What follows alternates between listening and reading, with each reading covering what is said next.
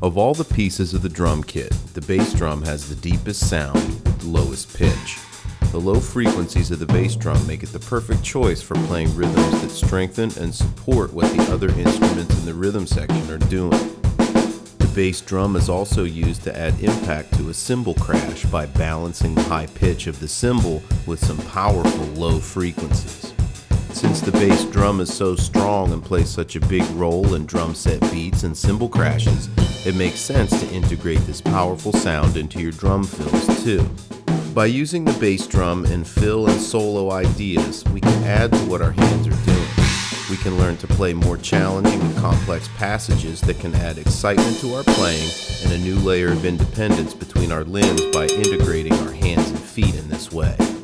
Today we will look at a few hand and foot combination exercises that work at any tempo or subdivision and will help you get started on this idea.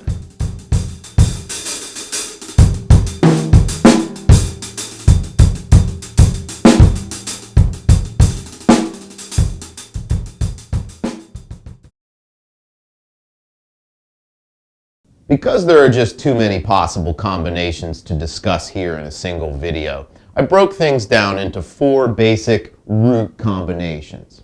It'll also be helpful to think of things in terms of ratios. If this is new to you, a ratio is a mathematical term that compares the number or value of one thing with the number or value of another thing. For example, I have 2 hands and 2 drumsticks. This is an even 2-to-2 ratio. If I put down 1 drumstick, I now have 2 hands and 1 drumstick. This is a 2-to-1 ratio.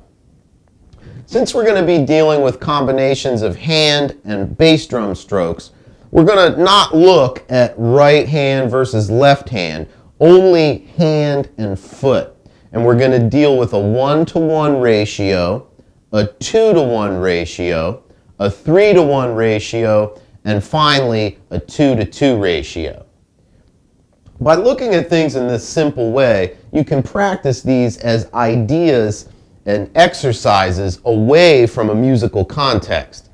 You'll need to get these under control before you try to put them in context musically. Trust me, these exercises are awesome for the development of speed, stamina, endurance, and power. If you're not sweating after playing these for an hour or so, you're definitely not pushing yourself hard enough. Let's check them out. The 1-to-1 combination can be played many ways. Don't be fooled by the simplicity. That's exactly what makes it so useful. Start slow. This pattern is great for big, muscular sounding fills, especially when played with flams. Adding crashes is another way to develop this idea. This can be played in any subdivision in any order with any sticking on any drum. Every combination will work, but you must know where you are in the time count, especially for more complicated stickings and rhythmic patterns. To play any kind of drum fill, your timing must be solid, not only during the fill itself, but also when you break away from and return to the groove. Basically, timing is everything. The 2-to-1 combination is one you hear a lot, and like all of these, it's very useful in any situation. Try moving around the kit in descending order using 8th and 16th note rhythms.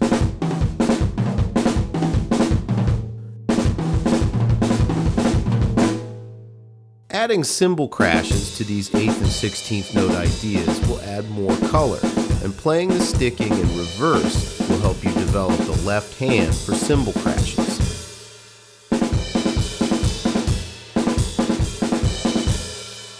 Playing the 2 part of the ratio with the bass drum is a great way to develop the foot control and speed necessary to play a lot of common drum set ideas.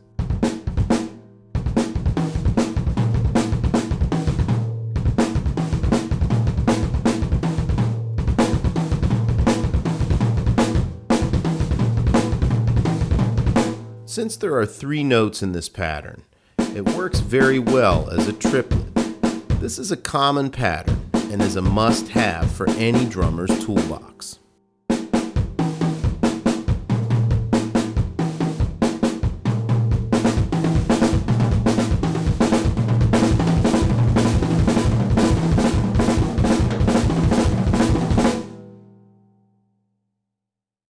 The 3-to-1 combination is really a lot of fun to play, and the even 4-note phrase makes it a little simpler to get around the drums with.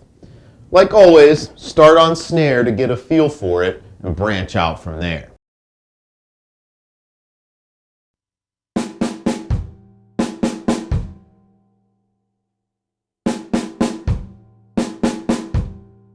Moving from drum to drum after the bass drum note creates a more broad phrasing and will break up a 16th note fill in a new way and make it more interesting. For a tighter sound, make a shorter grouping out of the 4 notes and leave some space between each cluster. That space will actually add to the feeling of tightness. This 4-note cluster idea is heard so often because it sounds good, and it can be used in so many kinds of songs. Pay attention to how it sounds the faster you do it. If you're hitting outside the center of the head or missing and hitting the rims, slow down a bit till it sounds good again, and keep trying. Playing fast isn't cool if it's sloppy.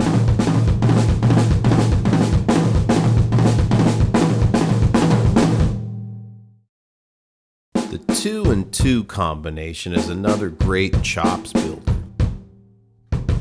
The hand and foot grouping is even, 2 to 2, so it flows really well around the kit and sounds very powerful and intense.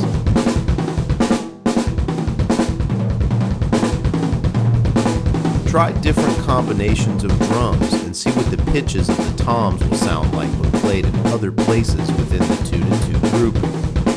As always, try reversing the order of hands and feet as well as the sticking.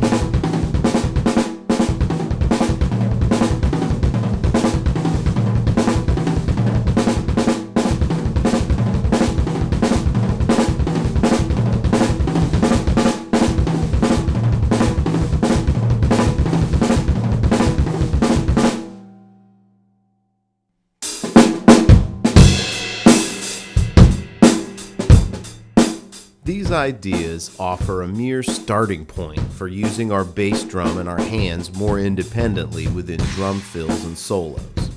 Practice these ideas and use what you can. Be patient. Practice makes perfect. Like anything else, it takes time and lots of practice to play around the drum set fluidly with ease. Good musicians make playing their instruments look easy, but what you don't see is all the behind-the-scenes practice, rehearsal, and listening time that is put in before we hit the stage or the studio. In this case, what you don't see is what you get.